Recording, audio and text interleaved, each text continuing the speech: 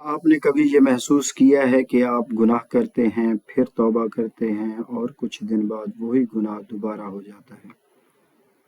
کیا آپ نے کبھی روتے ہوئے اللہ سے وعدہ کیا کہ اے اللہ، یہ گناہ دوبارہ مجھ سے نہیں ہوگا، اور آج میں وعدہ کرتا ہوں، لیکن پھر وہ وعدہ ٹوٹ گیا؟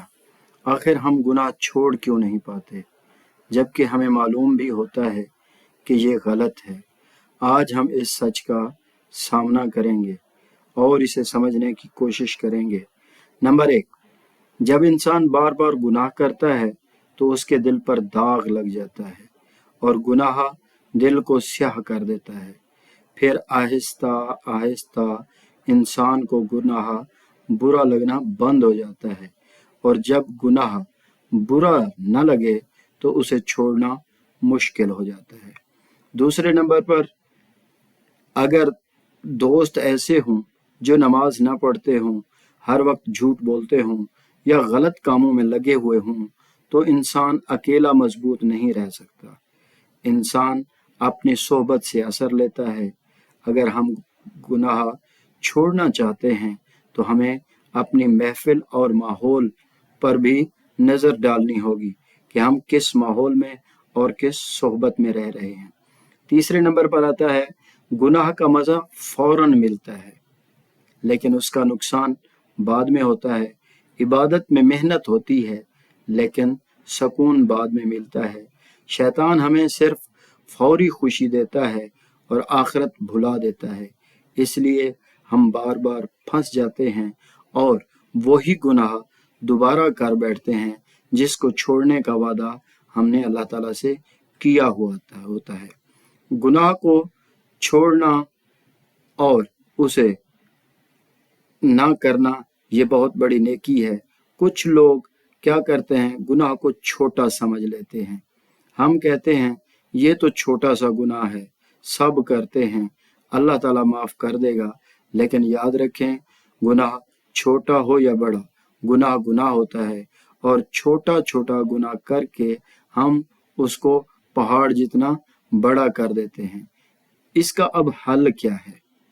اگر واقعی ہم گناہ چھوڑنا چاہتے ہیں تو ہمیں اپنے اندر کچھ تبدیلیاں لانی ہوں گی، جس میں پہلے نمبر پر ہے، ہمیں 5 وقت کی نماز قائم کرنی ہوگی۔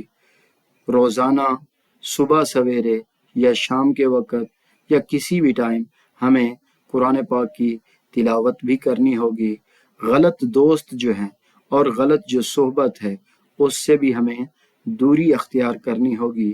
تنہائی میں اللہ تعالیٰ سے ہمیشہ اپنے گناہوں کی معافی کے لیے دعا مانگنی ہوگی، اور سب سے اہم بات یہ ہے، اگر آپ سے دوبارہ گناہ ہو جائے تو مایوس نہ ہوں، دوبارہ توبہ کریں، دوبارہ اٹھیں، ہار نہ مانیں۔ اللہ تعالیٰ کو بار بار لوٹنے والا بندہ جو ہے وہ پسند ہے۔ توبہ اللہ تعالیٰ کو پسند ہے۔ اپنے گناہوں کی توبہ بار بار کریں، اللہ تعالیٰ اس کو پسند کرتا ہے۔ اور یہ بھی ہمیں سوچنا چاہیے کہ اگر آج آپ کی زندگی کا آخری دن ہو، کیا آپ اسی گناہ کے ساتھ اللہ کے سامنے جانا چاہیں گے؟ فیصلہ آج اور ابھی کرنا ہوگا۔ گناہ طاقتور نہیں ہے، ہمارے ارادے کمزور ہیں۔ جب ہم اللہ سے جڑ جاتے ہیں تو سب کچھ بدل جاتا ہے۔ اللہ ہمیں سچی توبہ کی توفیق عطا فرمائے۔ ہمیشہ یہی بات ہمیں دل میں رکھنی چاہیے، اور اللہ تعالیٰ سے ہمیں یہ امید ہونی چاہیے کہ اگر ہم گناہ کر بھی بیٹھے ہیں تو وہ غفور و رحیم ذات ہے، ہمارے گناہوں کو معاف کرنے والی ذات ہے، ہماری ضرور توبہ قبول ہوگی اور ہمیں بخش دیا جائے گا۔ جب اللہ تعالیٰ سے یہی توقع رکھیں گے تو وہ مالک ہے، ہمیں ضرور بخش دے گا۔ آئیے ہم عہد کرتے ہیں، جتنی بھی ہماری خطائیں ہیں، جتنی بھی ہماری لغزشیں ہیں، اے اللہ اپنے پیارے محبوب صلی اللہ علیہ وآلہ وسلم کے صدقے ہماری ساری خطاؤں کو معاف فرما، اور ہمیں پکا سچا نمازی بنا، پکا سچا مسلمان بنا۔ آمین ثم آمین۔